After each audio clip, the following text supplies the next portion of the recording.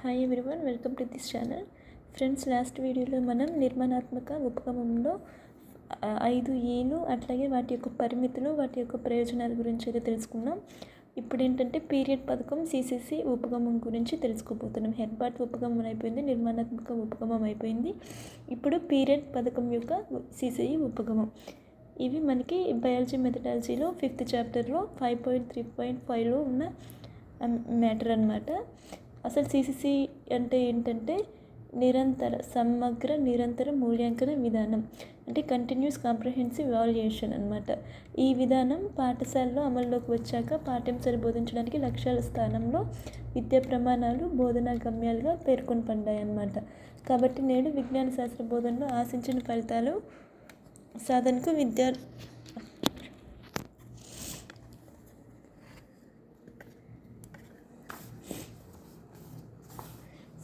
విద్యార్థుల్ని అభ్యసన కృత్యాలలో పూర్తి భాగస్వాములుగా చేయడానికి విద్యా ప్రమాణాలను నిర్ధారించుకోవాలి.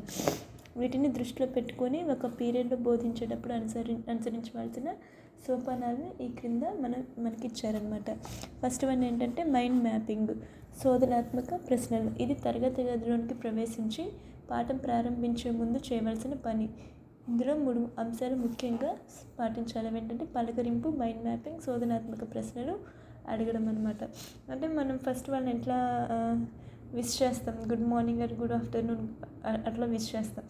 అది మనం పలకరింపు అనమాట. మైండ్ మ్యాపింగ్ అంటే వాళ్ళ మైండ్ ఎట్లా ఉంది, మనం ఎలా ప్రిపేర్ చేయాలి.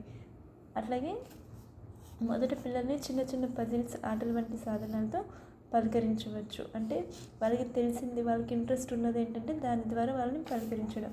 మైండ్ మ్యాపింగ్ చెప్పబోయే పాఠ్యాంశాల్లోని కీలక పదాన్ని నల్లబలపై వ్రాసి దానిపై విద్యార్థుల అభిప్రాయాన్ని, భావనలను, ఉదాహరణలు చెప్పించడం ద్వారా ఉపాధ్యాయుడు నూతన పాఠ్యాంశంపై విద్యార్థులకున్న పూర్వజ్ఞానాన్ని అంచనా వేయాలన్నమాట. అంటే క్వశ్చన్స్ అడగడం ద్వారా. ఏంటంటే శోధనాత్మక ప్రశ్నలు అడగడం, విద్యార్థులను ఆలోచింపచేయడానికి కీలక పదం ఆధారంగా శోధనాత్మక ప్రశ్నలు అడుగుతూ నేర్చుకోబోయే పాఠ్యాంశంపై ఆసక్తి కలిగించాలి. ఈ విధంగా చేయడం వల్ల విద్యార్థులు నూతన అంశాలు నేర్చుకునేందుకు సన్నద్ధులవుతారనమాట. నెక్స్ట్ పాఠ్యపుస్తకం చదవడం, కీలక పదాలు గుర్తించడం. Text book reading, recognising of keywords. ఆ రోజు బోధించాల్సిన పాఠ్యాంశ భాగాన్ని విద్యార్థులతో చదివిస్తూ అర్థం కాని పదాలకు అర్థం వివరించాలి. పూర్తిగా కొత్తగా ఉన్న పదాలను నల్లబలపై వ్రాయాలి. ఆ పదాల గురించి చర్చించాలి. కృత్యాల నిర్వహణ, భావనల అవగాహన. Conducting activities, conceptual understanding. పాఠంలోని వివిధ భావనలపై అవగాహన కల్పించడానికి వివిధ కృత్యాలు నిర్వహించాలి. పటాలు గీయడం, బృందంతో కలిసి పనిచేయడం, ప్రశ్నలకు సమాధానాలు తెలపడం, ప్రయోగాలు చేయడం, సమాచారం సేకరించడం వంటి కృత్యాల ద్వారా పాఠంలోని వివిధ భావనలను విద్యార్థులకు అవగాహన చేసుకునేటట్లు చేయాలన్నమాట. నెక్స్ట్ ప్రదర్శన, చర్చ, డెమాన్స్ట్రేషన్, డిస్కషన్. విద్యార్థులు వివిధ కృత్యాలలో సేకరించిన సమాచారాన్ని తరగతి గదిలో ప్రదర్శిస్తారు. వాటిపై ఉపాధ్యాయుడు చర్చ నిర్వహించాలి. ముఖ్యాంశాలు నల్లబలపై వ్రాయాలి. చర్చించడానికి అనువుగా ఉండే ఆలోచనాత్మక ప్రశ్నలు అడగాలన్నమాట. నెక్స్ట్ ముగింపు, మూల్యాంకనం, కంక్లూజన్, ఇవాల్యుయేషన్. ఈ దశలో విద్యార్థులు పాఠంలోని ముఖ్యాంశాలను పునశ్చరణ చేసుకోవాలి. ఇది విద్యార్థులచే ముగింపు లేదా సారాంశం చెప్పించడం లేదా ఉపాధ్యాయుడు ముగింపునివ్వడం. పాఠం జరుగుతున్నప్పుడు అంతర్భాగంగా పాఠం చివర అప్పటి వరకు నేర్చుకున్న అంశాన్ని గురించి ప్రశ్నించడం ద్వారా మూల్యాంకనం జరగాలన్నమాట. ఇంకా నెక్స్ట్ ఏంటంటే ఇంటి పని, అసైన్మెంట్, హోంవర్క్. ఇంటి పని కృత్యాలు కల్పించాలి. అప్పుడు మనం సాధించాల్సిన విద్యా ప్రమాణాలు సిసిఈ మోడల్ ఇదన్నమాట. సిసిఈ మోడల్ గురించి ఈ 6 దృష్టిలో పెట్టుకొని ఈ సిసిఈ ఉపగమనం అయితే పనిచేస్తుంది అన్నమాట. ఈ 6 హెర్బార్ట్లో కూడా 6 ఉన్నాయి, అట్లాగే నిర్మాణాత్మకలో 5 ఉన్నాయి. దీంట్లో మరలా సిసిఈలో మళ్ళీ 6 ఉన్నాయి అన్నమాట. ఇట్లా అన్నమాట. ఇది మోడల్, సిసిఈ మోడల్. మనం ఈ 6 ఇక్కడ రాసుకుంటాం. ఇంటి పని ఇక్కడ 6th ఇంటి పని ఇక్కడ రాసుకున్న తర్వాత ఇంటి పని స్టూడెంట్ చేయాలి కాబట్టి మనకైతే ఈ 5 దృష్టిలో పెట్టుకొని మనం సిసిఈ ఉపగమనం అనుసరించాలి. నెక్స్ట్ 5.4లో అభ్యసన అనుభవాలు, లర్నింగ్ ఎక్స్పీరియన్సెస్. విద్యార్థి అభ్యసన పరిస్థితుల్లో అంతశ్చర్య పొందడం ద్వారా పొందే అనుభవాలను అభ్యసన అనుభవాలు అంటారు. ఈ అభ్యసన అనుభవాలు వినడం, చూడడం, వాసన, స్పర్శ, రుచి వంటి ఇంద్రియ జ్ఞానం ద్వారా కలుగుతాయి. ప్రతి వ్యక్తి తన చుట్టూ ఉండే పరిసరాల్లోని వస్తువులు, వ్యక్తులతో అంతశ్చర్యను పొందుతూ ఉంటాడు. కాబట్టి వయసు పెరిగిన కొద్దీ ఆయా అంశాల పట్ల అనుభవాన్ని పెంచుకుంటూ భావనలను ఏర్పరచుకుంటాడు. ఉదాహరణకు, నిప్పు పట్టుకుంటే చేయి కాలుతుందనే విషయాన్ని బాల్యంలో ఒకసారి అనుభవపూర్వకంగా తెలుసుకుంటే మళ్ళీ నిప్పుతో పనిచేయాల్సి వచ్చినప్పుడు జాగ్రత్త పడతాడు. ఈ రకంగా వివిధ అంశాల పట్ల జ్ఞానం, అవగాహన అనుభవపూర్వకంగా గ్రహిస్తాడు. అంటే అభ్యసనలో అనుభవం అనేది ముఖ్య పాత్రను పోషిస్తుందన్నమాట. జీవశాస్త్ర బోధన ద్వారా విద్యార్థికి ఎన్ని అభ్యసన అనుభవాలు అందితే విశ్వ పరిజ్ఞానం అంత పటిష్టంగా ఉంటుంది. నిర్మాణాత్మక వాదనలో కూడా మనం అదే చూసాం కదా.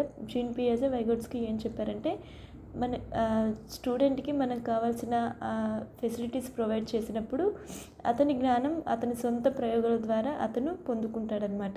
ఒక టీచర్ అనేది ఫెసిలిటేటర్గా ఉంటే సరిపోతుంది. అదే టీచర్పై కొంచెం బటన్ పడినా కూడా అనేది స్టూడెంట్స్ తనంతటిగా తాను జ్ఞానాన్ని సమకూర్చుకుంటాడనమాట.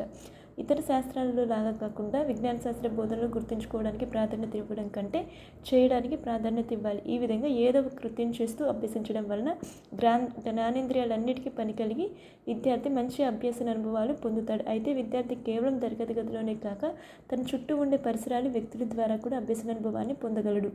ఉపాధ్యాయులు తరగతి గదిలో బోధనోపకరణాలు ఉపయోగించడం, ప్రయోగాలు చేసి చూపడం, కృత్యాలు చేయించడం వల్ల కూడా మంచి అభ్యసన అనుభవాన్ని కలుగు చేయవచ్చు. అట్లాగే నెక్స్ట్ ఏంటంటే మంచి అభ్యసన అనుభవానికి ఉండవలసిన లక్షణాలు. అభ్యసనానికి తగినదై ఉండాలి. విద్యార్థి అభ్యసన పరిస్థితుల్లో అంతశ్చర్య ఫలితంగా ఏర్పడిందై ఉండాలి. జ్ఞానాభివృద్ధికి సహాయపడాలి. అభ్యసన పరిస్థితులు విద్యార్థి పూర్తిగా నిమగ్నమైనప్పుడు ఏర్పడే అనుభవంగా ఉండాలి. విద్యార్థులను చురుకుగా అభ్యసన ప్రక్రియలో పాల్గొనేటట్లు చేయాలి. విద్యార్థి స్వీయ మదింపును ప్రోత్సహించేదిగా ఉండాలి. సాంఘిక అభ్యసనాన్ని కలిగించేదై ఉండాలి. అభ్యసన అనుభవాలు వైవిధ్యభరితంగా ఉండాలి. నెక్స్ట్ అభ్యసన అనుభవాల పాత్ర. అభ్యసన అనుభవాలు నిజ జీవితంలోనూ పరిస్థితులను ఎదుర్కోవడానికి సహాయపడతాయి. విద్యార్థిని పూర్తిగా అభ్యసన ప్రక్రియలో పాల్గొనేటట్లు చేస్తాయి. అనుభవాల ద్వారా నేర్చుకున్న జ్ఞానం ఎక్కువ కాలం గుర్తుంటుంది. విద్యార్థులు వారి చర్యలను, ఆలోచనలను, ఉద్వేగాలను పరీక్షించుకోగలరు. అందరితో కలిసి పనిచేయడం అలవాటు అవుతుంది. అభ్యసన అనుభవాల వర్గీకరణ. అభ్యసన అనుభవాలను వివిధ రకాలుగా వర్గీకరించవచ్చు. ఒకటోది ఏంటంటే అభ్యసన అనుభవాలు వాటి అనుభవాన్ని బట్టి 3 రకాలు: ప్రత్యక్ష అనుభవాలు, అప్రత్యక్ష అనుభవాలు, ప్రాతినిధ్య అనుభవాలు. ప్రత్యక్ష అనుభవాలు నేర్చుకోబోయే అంశాన్ని జ్ఞానేంద్రియాల ద్వారా అనుభవాన్ని ప్రత్యక్షంగా పాల్గొనడం ద్వారా పొందగలిగేవి. ప్రయోగాలు చేయడం, పరిశీలించడం, నమూనాలు తయారు చేయడం, క్షేత్ర పర్యటనలో పాల్గొనడం, చిత్రాలు గీయడం ఇవన్నీ. నెక్స్ట్ అప్రత్యక్షత అనుభవాలు.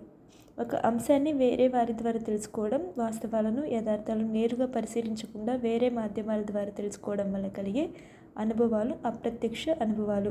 ఎగ్జాంపుల్ ఏంటంటే ఫోటోగ్రాఫ్, వీడియోలు, పుస్తకాలు. వీటి ద్వారా పొందే అనుభవాలన్నీ అప్రత్యక్ష అనుభవాలకు ఉదాహరణగా చెప్పవచ్చు. పుస్తకాల ద్వారా పొందే అనుభవాలు ఎటువంటి అనుభవం కింద వస్తుంది అని మేబీ క్వశ్చన్ అడిగితే అది అప్రత్యక్ష అనుభవం అన్నమాట. నెక్స్ట్ ప్రాతినిధ్య అనుభవాలు. ప్రత్యక్ష అనుభవాలు అందించలేనప్పుడు ఉపాధ్యాయుడు వాటికి బదులుగా వాటిని ప్రతిబింబించే వస్తువులను ఉపయోగించి భావనలను ఏర్పరచడమే ప్రాతినిధ్య అనుభవాలు కలిగించడంగా భావించవచ్చు. జీర్ణ వ్యవస్థ వర్కింగ్ మోడలు, అగ్నిపర్వతం ఏర్పరిచి చూపించడం, డయోరమాల ద్వారా మోడల్స్ ద్వారా ఎడారి ఆవరణ వ్యవస్థ, అడవి ఆవరణ వ్యవస్థలను చూపెట్టడం మొదలగునవి.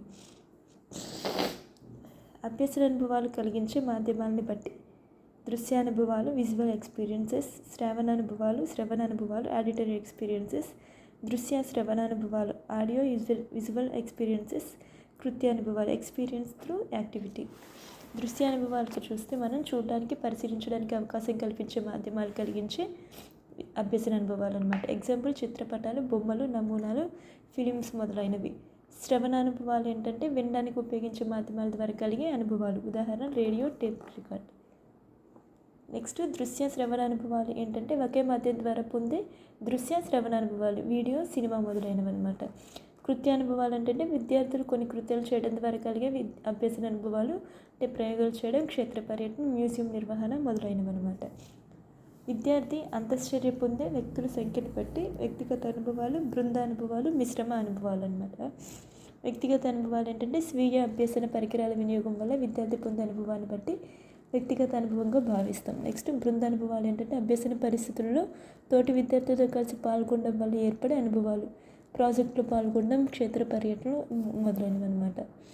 మిశ్రమ అభ్యసన అనుభవాలు ఏంటంటే వ్యక్తిగత అనుభవాలు, బృంద అనుభవాల అంశాలు కలిగి ఉండేవి మిశ్రమ అభ్యాస అనుభవాలు.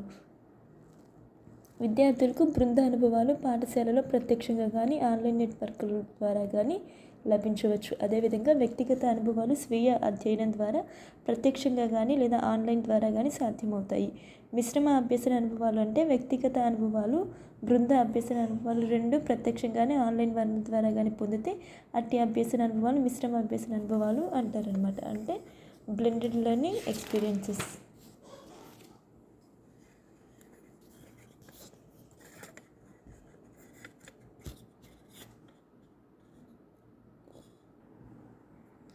నెక్స్ట్ అభ్యసన అనుభవాలు కలిగించే పరిస్థితులు ఏంటంటే గృహం. ప్రతి వ్యక్తి అభ్యసనానికి గృహమే నాంది పలుకుతుంది.